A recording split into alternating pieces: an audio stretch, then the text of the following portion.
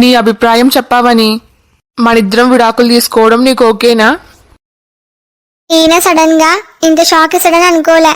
ఇప్పుడు నాకు ఏం చెప్పాలో కూడా అర్థమైతలేదు. పల్లవి నాకి కరాఖండిగా చెప్పేసింది. మనిద్దరం విడాకులు తీసుకుంటే తప్ప పల్లవికి నా మీద నమ్మకం రాదంట. నాతో అస్సలు మాట్లాడదంట. నాకు అసలు ఫోనే చేయొద్దు అంటుంది. ఎలాగో మనిద్దరం ఎప్పటికైనా విడిపోవాల్సిన వాళ్ళమే. నువ్వు కూడా మీ పుట్టింటికి పోవడానికి రెడీగా ఉన్నావు. అదేదో ఇప్పుడే విడాకులు తీసుకుంటే నా ప్రాబ్లం సాల్వ్ అవుతుంది కదా. నువ్వేమంటావు? ఇంకా దీంట్లో అనడానికి ఏముంది? పల్లవి కండిషన్ పెట్టింది. మీరు కూడా నన్ను అడుగుతున్నారు. మనిద్దరం విడాకులు తీసుకోవడం వల్ల మీ ప్రాబ్లం సాల్వ్ అవుతుందంటే నేను విడాకులు ఇవ్వడానికి రెడీ. అమ్మయ్యా, థ్యాంక్స్ అవని. నేను విడాకులు అడగగానే నువ్వు ఎట్లా రియాక్ట్ అవుతావో ఏమో అనుకున్నా. కానీ నువ్వు ఒప్పుకున్నావు. నాకు ఇప్పుడు చాలా ప్రశాంతంగా ఉంది. దీంట్లో నాకు థ్యాంక్స్ చెప్పడానికి ఏం లేదు. మీరు నాకు ముందరనే చెప్పినారు కదా మనిద్దరం ఎప్పుడోసారి ఖచ్చితంగా విడిపోవాల్సిందే అని. అదేదో కొంచెం ముందరనే విడిపోతున్నాం. నువ్వేం బాధపడొద్దావని. మనం ఇప్పుడు విడాకులు తీసుకున్నా సరే, పల్లవి వాళ్ళ ఇంట్లో వాళ్ళకి నిజం చెప్పి వాళ్ళని ఒప్పించి ఇటుకు వచ్చే వరకు నువ్వు ఈయనే ఉండొచ్చు. నాకు ఎలాంటి ప్రాబ్లం లేదు. మీకు ఎలాంటి ప్రాబ్లం లేకపోవచ్చు, కానీ ప్రాబ్లం నాకుంటది. మీకు ఒక్కసారి విడాకులు ఇచ్చిన తర్వాత ఇంకా మీకు నాకు సంబంధం ఏముంటది? నేను ఈ ఇంట్లో ఉండాల్సిన అవసరం ఏముంటది? ఇంకా చచ్చినా ఉండను. మా పుట్టింటికి వెళ్ళిపోతా. ఇదేంది ఈ అవని ఇంత సింపుల్ గా చెప్పేస్తుంది? పల్లవి ఇంట్లో అడుగు పెట్టకముందే అవని వాళ్ళ పుట్టింటికి పోయిందనుకో, ఇంట్లో వాళ్ళతో నాకు ప్రాబ్లం అవుతుంది. వాళ్ళని అస్సలు ఫేస్ చేయలేను. అదేందవని అట్లా అంటున్నావు? నేను నీకు విడాకులిస్తే ఏమైతుంది? పల్లవి ఇంట్లో అడుగు పెట్టే వరకు నువ్వు ఈయనే ఉండొచ్చు కదా. మీరు చెప్పినంత ఈజీ కాదది. మీరు నా ప్లేస్ లో ఉంటే మీకు అర్థమవుతుంది. మీరు నన్ను భార్యలాగా యాక్సెప్ట్ చేసినా చేయకపోయినా, మీరు నా మెల్ల 3 ముళ్ళు వేసినారన్న కారణంతోనే నేను ఇంకా ఇంట్లోనే ఉన్నా. అదే మనిద్దరం విడాకులు తీసుకున్న తర్వాత ఆ 3 ముళ్ళ బంధం కూడా తెగిపోయినట్టే కదా. ఇంకా నాకి ఈ ఇంట్లో ఉండడానికి హక్కేముంటది? నేను చచ్చినా ఉండను. మీరు ఏమన్నా అనుకోండి, ఈ ఇంట్లో ఉండు అనేంత పెద్ద మనసు మీకు ఉండొచ్చు, కానీ ఉండే అధికారం హక్కు నాకుండదు. నాకు నా సెల్ఫ్ రెస్పెక్టే ఇంపార్టెంట్. కానీ అవని, నువ్వు ముందరనే ఇల్లు వదిలి వెళ్ళిపోతే ఇంట్లో వాళ్ళని ఫేస్ చేయడం నా వల్ల కాదు. పల్లవి వాళ్ళ ఇంట్లో వాళ్ళతో మాట్లాడి వాళ్ళని ఒప్పించి ఇటుకు వచ్చే వరకు ఇంకా కొంచెం టైం పట్టొచ్చు. అందుకే నిన్ని రిక్వెస్ట్ చేస్తున్నా. సారీ అండి. ఇంతవరకు మీరు ఏం చెప్పినా సరే మీ మాట నేను జవదాట్లేను, కానీ ఈ విషయంలో మాత్రం నేను అనుకున్నట్టే చేస్తా. నిజం చెప్పు. నేను నిన్ని విడాకులు అడిగేసరికి నీకి నా మీద కోపం వచ్చింది కదూ. ఆ కోపంలోనే ఈడ ఉండను అంటున్నావు. నేను ఇబ్బంది పడతా అని తెలిసినా సరే నువ్వు కావాలని ఇట్లా మాట్లాడుతున్నావు. మీకు కొంచెమన్నా బుద్ధుందా? ఎప్పుడు మీరు మీ వైపు నుంచి మాత్రమే ఆలోచిస్తారు. ఒకసారి నా వైపు నుంచి కూడా ఆలోచించండి. నేను మీ కళ్ళకి ఎట్లా కనబడుతున్నా? నేనొక బండరాయిని అనుకున్నారా? నాకు ఎలాంటి ఫీలింగ్స్ ఉండవా? ఎప్పుడు మీ స్వార్థం గురించి ఆలోచిస్తారు. నేను ఎంత బాధపడినా మీకు అవసరం లేదు. పోయినంత కాలం మీ మాట వినుకుంటూనే ఉండాలి. నాకి నా మనసుకి ఎలాంటి విలువ ఉండదు. ఇప్పుడు నేను ఏమన్నానని నా మీద ఎందుకంత కోపపడుతున్నావు? ఏమనలేదా? నేను మీ మీద కోపంతో కావాలని మా పుట్టింటి కోత అంటున్నానా? మీరసలు విడాకులు అంటే ఏమనుకుంటున్నారు? ఆషామాషి విషయమేం కాదది. అయినా మీకేం తెలుస్తుందిలే. మీరు ఆల్రెడీ పెళ్లికి ముందే పల్లవిని ప్రేమించినారు. నేను మీకు విడాకులు ఇయ్యగానే మీరు పల్లవిని పెళ్లి చేసుకుంటారు. మీకు ఎలాంటి బాధ ఉండదు. మీ జీవితం మీకు నచ్చినట్టు సంతోషంగా ఉంటది. కానీ నాకు అట్లా కాదు. నేను మీకు విడాకులు ఇచ్చి ఈ ఇంట్లో నుంచి బయటికి పోగానే నా పైన ఒక ముద్రేస్తారు, మొగుడు విడిచిపెట్టిన ఆడది అని. నేను బతికినంత కాలం ఆ ముద్రతోనే బతకాలి. అదిగాక మా పుట్టింటి వాళ్ళు ఎంత కుంగిపోతారో తెలుసా? నలుగురిలో మర్యాదగా బతికే కుటుంబం. పెళ్ళయ్యి మొగుడికి విడాకులు ఇచ్చిన కూతురు పుట్టినింట్లో పోయి ఉంటే అది ఎంత చెడ్డ పేరో తెలుసా? నలుగురు 4 రకాలుగా అనుకుంటారు. ఇంత గొప్పింటికి కోడలైనా అని మురిసిపోయిన వాళ్ళందరూ నా జీవితం నాశనం అయిందని నాకంటే ఎక్కువ బాధపడతారు. ముందు వెనుక తెలుసుకోకుండా నోటికి ఎంతొస్తే అంత మాట్లాడడం కాదు. నా సిచ్యువేషన్ ని అర్థం చేసుకోండి. నా వైపు నుంచి 1% తప్పు లేకపోయినా సరే మనిద్దరం విడిపోయినాక నేను 100 ప్రాబ్లమ్స్ ఫేస్ చేయాలి. కానీ మీరు ఒక్క ప్రాబ్లం ఫేస్ చేయలేరా? ఇంట్లో అత్తయ్యని మామయ్యని కన్విన్స్ చేయలేరా? ఐఎమ్ సారీ అవని. ఈ మధ్య నాకు కూడా ఆ స్వప్నలాగే నోటిదూల ఎక్కువైతుంది. ప్లీజ్ అవని, ఏమనుకోవద్దు. నువ్వు చెప్పింది 100% నిజం. మొత్తం నా వల్లే. నువ్వు రాను రాను చాలా ప్రాబ్లమ్స్ ఫేస్ చేయాలి. నువ్వు చేస్తున్న ఈ త్యాగం విలువ కట్టలేంది. అలాంటి నీకు కృతజ్ఞత చెప్పాల్సింది పోయి తిరిగి నిన్నే బాధ పెట్టేలాగా మాట్లాడినా. ఏం పర్లేదు, మీరు ఈ విషయంలో ఎక్కువ స్ట్రెయిన్ అవ్వాల్సిన అవసరం లేదు. ఇంకా మీకెందుకు భయం? ఎప్పటికైనా సరే అత్తయ్యని మామయ్యని ఫేస్ చేయాల్సిందే కదా. ఎంత తొందరగా వీలైతే అంత తొందరగా పల్లవిని కూడా వాళ్ళ ఇంట్లో వాళ్ళతో మాట్లాడి కన్విన్స్ చేయమని చెప్పండి. ఒకవేళ వాళ్ళు కన్విన్స్ కాకపోతే మీరు కూడా వెళ్ళి మాట్లాడండి. మనము విడాకులకి అప్లై చేసిన తర్వాత అవి మంజూరు అయ్యే వరకు కొంచెం టైం పడుతుంది. ఆ టైంలోపు మీరు ఇంట్లో వాళ్ళకి నిజం చెప్పి వాళ్ళని కన్విన్స్ చేయడానికి ట్రై చేయండి. అంతేగాని నువ్వు మాత్రం ఈ ఇంట్లో ఉండను అంటావు. అరే, మళ్ళీ అదే మాట. ఇంకా నేను ఈ ఇంట్లో ఎందుకు ఉండాలి? నాకేం అవసరం? అంటే మనిద్దరం విడాకులు తీసుకున్నంత మాత్రాన మన మధ్య ఉన్న ఫ్రెండ్షిప్ తెగిపోతుందే? అగ్ని సాక్షిగా పెళ్లి చేసుకున్న భార్య భర్తల బంధానికే దిక్కులేదీడా. ఇంకా మీరు ఫ్రెండ్షిప్ వరకు పోయినారు. నేను ఈ ఇంట్లో నుంచి బయటికి పోయేలోపు ఆ ఉన్న ఫ్రెండ్షిప్ కూడా ఉంటదో ఊడుతుందో ఎవరికి తెలుసు. పాపం అవని, తన మనసులో ఎంత బాధ లేకపోతే నాతో ఇట్లా మాట్లాడుతుంది. మేమిద్దరం విడిపోవడం వల్ల నాకొచ్చే నష్టమేం లేదు. కాని అవని తన జీవితాన్ని కోల్పోతుంది. ఇంకా లాభం లేదు. అవని జీవితం బాగుండాలంటే అవనిని ఖచ్చితంగా రెండో పెళ్లి కోసం ఒప్పియాలి. ఇప్పుడు అవని మూడ్ అస్సలు బాలేదు. మంచి టైం చూసుకొని మాట్లాడాలి. సరే అవని, నన్ని అంత కోపంగా చూడొద్దు. నీకు ఇష్టం లేకుండా ఏ పని చేయమని బలవంతం చెయ్యనులే. ఇప్పటికైనా అర్థం చేసుకున్నారు, సంతోషం. సరే అవని, నేను ఎవరైనా ఒక మంచి లాయర్ ఉంటే కనుక్కుంటా. ఒకరోజు వీలు చేసుకొని సంతకాలు చేసొద్దాం. సరే. ఇంక రావని, కింది కోదాం. ఈడ మరి దోమలు ఎక్కున్నాయి. ఈ దోమలు నన్నేం చేస్తాయి గాని మీరు వెళ్ళండి. నేను ఇన్ని కొద్దిసేపు ఉండి వస్తా. సరే, నీ ఇష్టం. నీ పట్ల నేను చేస్తున్న అన్యాయానికి నాకు ఏ శిక్ష వేసినా తక్కువే. నాకు ఇంకో జన్మ అంటూ ఉంటే అప్పుడు మాత్రం నువ్వే నా భార్య కావాలి.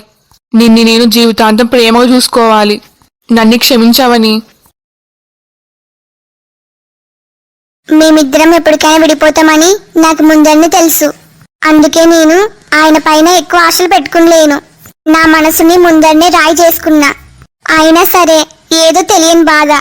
మేమిద్దరం విడిపోయే రోజు ఇంత తొందరగా వస్తుందని నేను అసలు అనుకునిలేను. నాకు తెలియకుండానే నేను ఆయన పైన ఎక్కువ ఇష్టం పెంచుకున్నా. అందుకే నా గుండె ముక్కలైనట్టుంది. ఏ జన్మలో ఏ పాపం చేసుకున్నానో ఈ జన్మలో నా రాతి ఇట్లా తగలడింది. హలో, ఎవరు? అరే, నేను కిరణ్ మాట్లాడుతున్నా. అరే, నువ్వా? అసలేమైందిరా నీకి ఎన్నిసార్లు ఫోన్ చేయాలి? ఫోన్ ఎందుకు లిఫ్ట్ చేస్తలేవు? అంటే అవును, ఇంతకిదెవరి నెంబరు? ఇది కూడా నా నెంబరే. నా పాత నెంబర్ నుంచి ఫోన్ చేస్తుంటే నువ్వు లిఫ్ట్ చేస్తలేవు. అందుకే కొత్త నెంబర్ నుంచి ఫోన్ చేసిన. సారీరా మామ, ఏమనుకోవద్దు. నేను ఈ మధ్య కొంచెం బిజీ, అందుకే ఫోన్ ఆన్సర్ చేస్తలేను. అబ్బో, నేను నమ్మాలనా? మరిప్పుడు కొత్త నెంబర్ నుంచి ఫోన్ చేస్తే ఆన్సర్ చేసినావు కదా. ఇప్పుడు బిజీగా లేవా మరి? ఇప్పుడు వీనికి ఏం చెప్పాలి? రేయ్, ఏదో ఒకటి మాట్లాడు. నువ్వు నా ఫోన్ ఆన్సర్ చేయకపోతే నేను అసలు ఏమనుకోవాలి నిన్ని? నీకొకటి ముఖ్యమైన పని చెప్పినా. మా ఇంటికొచ్చిన ఆ ముగ్గురు ఎదవల గురించి డీటెయిల్స్ మొత్తం కావాలి అని అడిగినా. నువ్వు కూడా సరే అన్నావు. 1 వీక్ టైం అడిగినావు. నేను కూడా సరే అన్నాను. మరి 1 వీక్ టైం అయిపోయింది కదా. వాళ్ళ గురించి డీటెయిల్స్ కనుక్కున్నావా లేదా? సారీరా మామ, నేను కూడా వాళ్ళ ముగ్గురు డీటెయిల్స్ గురించి మొత్తం కనుక్కొని నీకు చెప్దామని అనుకున్నా.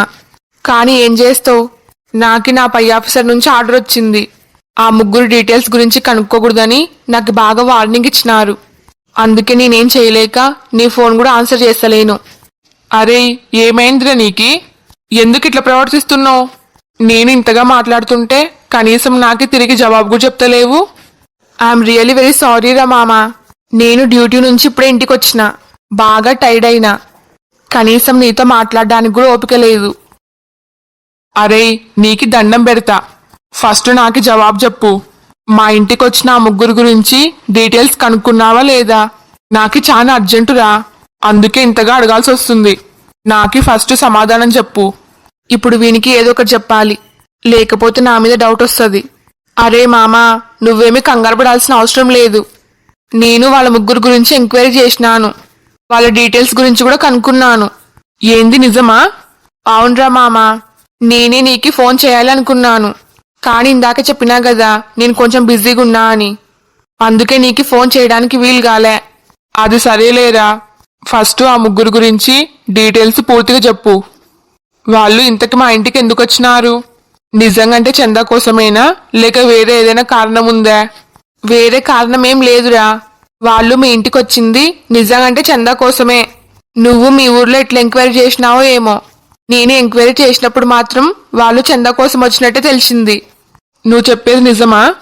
అరే నిజంరా, నువ్వు దీని గురించి మరీ ఎక్కువ ఆలోచిస్తున్నావు. వాళ్ళ ముగ్గురులో ఒకడు ఖచ్చితంగా పల్లవి ప్రేమించిన వాడు ఉంటాడు అనుకున్నా. వీడైతే వాళ్ళు చందా కోసం వచ్చినారు అంటున్నాడు. మరి నేనే పల్లవి గురించి తప్పుగా అనుకున్నానా? హలో రే అభి, లైన్లో ఉన్నావా లేదా? లైన్లోనే ఉన్నా. అరే, నువ్వు నిజంగంటే ఎంక్వైరీ చేసినావు కదా, వాళ్ళు నిజంగంటే చందా కోసం వచ్చినారా? నీకు ఎన్నిసార్లు చెప్పాలి? నేను ముందరనే బాగా టైర్డ్ అయినా. నువ్వు దీని గురించి ఎక్కువ ఆలోచించొద్దు. నేనుంటా, బాయ్. బాయ్. అభి సారీరా, నీకు చెప్పింది మొత్తం అబద్ధమే. నన్నేం చేయమంటావు? నాకు వేరే దారి లేదు. కానీ ఒకటి, ఆ రోజు అభి వాళ్ళ ఇంటికి పోయిన ఆ ముగ్గురు మాత్రం ఖచ్చితంగా ఏదో ఫ్రాడ్ పని చేసినారు. నేను వాళ్ళ గురించి ఎంక్వైరీ చేస్తున్నాను తెలిసి మా పై ఆఫీసర్తో మాట్లాడి వాళ్ళ గురించి డీటెయిల్స్ ఏవి బయటికి రాకుండా మేనేజ్ చేసినారు. కానీ నేను అభికి ఏ హెల్ప్ చేయలేకపోయినా. అమ్మయ్యా, నేనిప్పుడు ప్రశాంతంగా ఉండొచ్చు. ఆ ముగ్గురులో పల్లవి ప్రేమించిన వాడు లేడు. కాని పల్లవి మాత్రం ఆ రోజు రాత్రి కిరణ్తో ఫోన్ మాట్లాడింది. ఇప్పుడు నేను ఆ పల్లవి ఇంకా కిరణ్ని ప్రేమిస్తుందో లేదో తెలుసుకోవాలి. అత్తయ్య, మీరా? ఏమైంది అభి, నిద్ర వస్తలేదా? ఈ టైంలో ఈడ ఏం చేస్తున్నావు? ఏం లేదత్తయ్యా, ఫ్రెండ్తో ఫోన్ మాట్లాడదామని వచ్చిన. సరే గాని ఇప్పుడు ఆ పల్లవి ఎట్లుంది? ఇంకా అట్లనే కోపంగా ఉందా? లేదత్తయ్యా, ఇప్పుడు బానే ఉంది. నేనే నమ్మలేకపోయినా.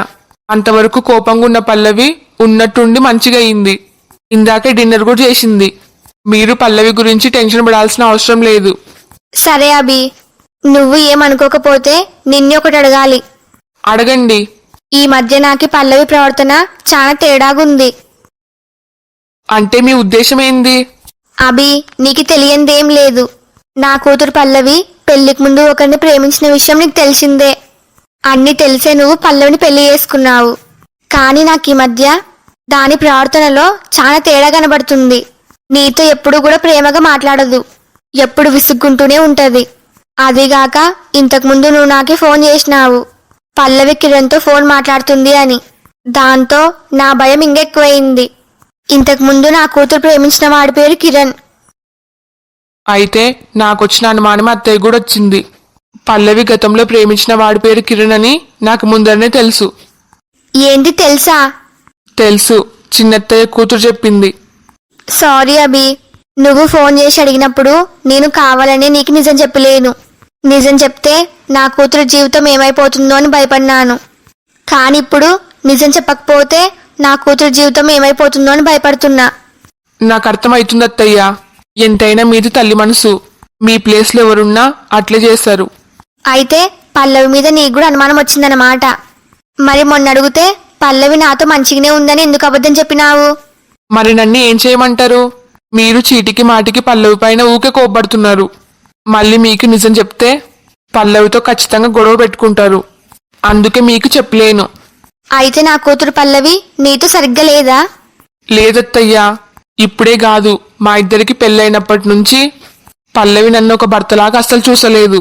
నన్ను అస్సలు దగ్గరికి రానియదు. నా పైన ఊక కోపడుతుంది, నన్ను చూస్తూనే విసుక్కుంటది. హలో ఫ్రెండ్స్ అందరికి, ఈ వీడియో మీకు నచ్చిందా? నచ్చితే లైక్ చేయడం మాత్రం మర్చిపోవద్దు. అట్లనే ఈ వీడియోని మీ ఫ్యామిలీ అండ్ ఫ్రెండ్స్ కి షేర్ చేయండి. ఈ స్టోరీ యొక్క రాబోయే మిగతా పార్ట్స్ కోసం మా ఛానల్ ని ఇప్పుడే సబ్స్క్రైబ్ చేసుకోండి. వీడియోకి హైప్ ఇవ్వడం మాత్రం మర్చిపోవద్దు. మీరు హైప్ ఇవ్వడం వల్ల నా వీడియో ఇంకా ఎక్కువ మందికి రికమెండ్ అవుతుంది.